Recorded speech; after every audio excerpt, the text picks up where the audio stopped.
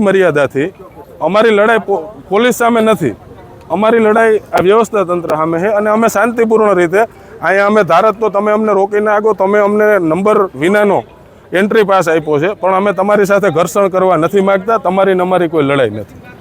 આવો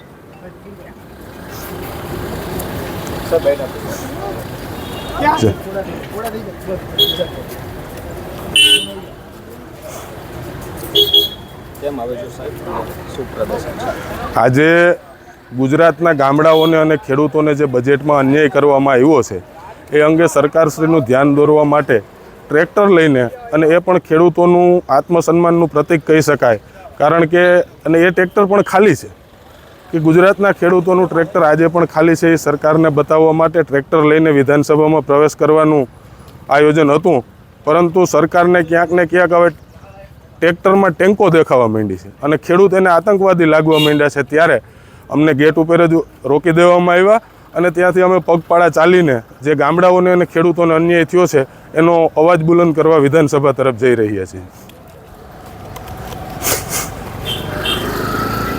પીસી રૂમમાં, પ્રેસ રૂમમાં પ્રેસ કરશું.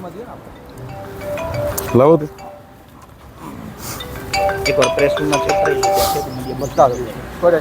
જી ભાઈ.